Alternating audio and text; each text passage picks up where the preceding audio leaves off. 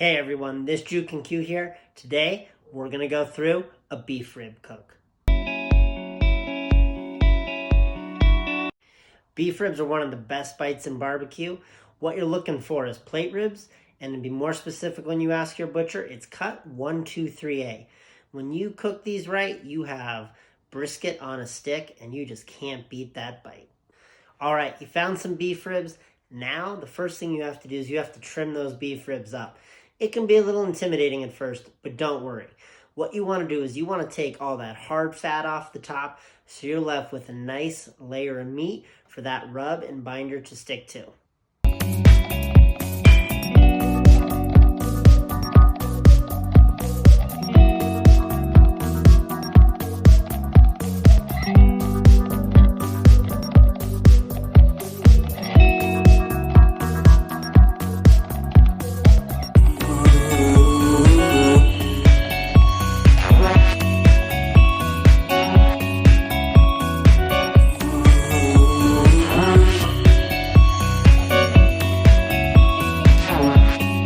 For the rub, you just want to use your favorite beef rub. Something you'd use on a brisket, something you use on a chuck roast, steak even. What I like to do is I like a hot sauce binder, give it a little bit of kick, and then on this cook, I went 50-50 salt and pepper, and then added a little bit of garlic junky on top of that for a little nice garlic kick.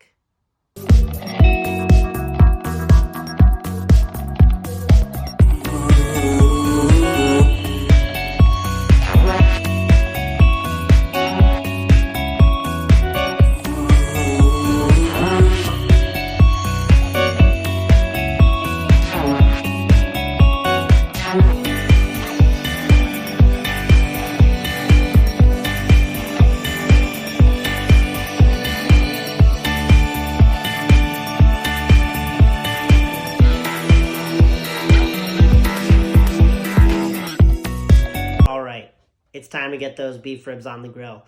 I threw them on my Traeger at 225 degrees super smoke. If you got a super smoke setting on your Traeger, definitely use it on this cook.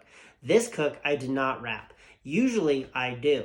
What usually happens is right around that 160, 170 degree mark, that bark is looking nice and set. I go ahead, I wrap it up in some butcher paper, throw them back on the grill at 275 degrees, and I take those beef ribs until they're probe tender.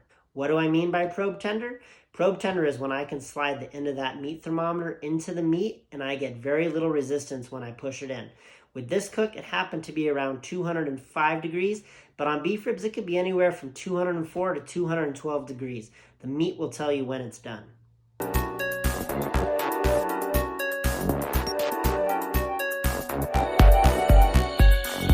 You've just spent all day cooking those beef ribs. You don't want to rush and slice into them right away. It's important to let those beef ribs rest, especially with a cut that large. What I like to do is I like to put them inside a cooler, line that cooler with a couple towels, close it up, let it rest at least an hour. What it's going to let happen is it's going to allow those juices to redistribute through the meat. So when you go ahead and you carve into that, you have a much better end result.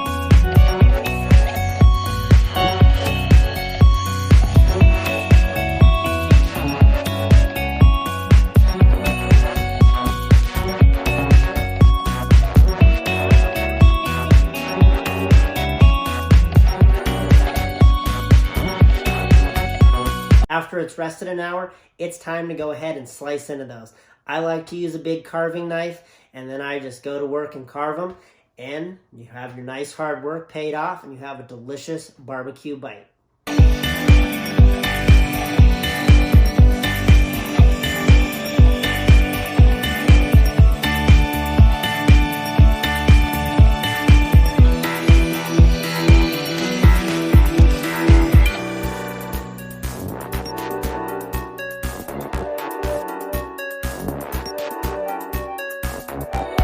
All right, if you enjoyed this video, be sure to hit that subscribe button down below. Leave me a comment. Let me know what you would like to see. Take care. Appreciate it, everyone.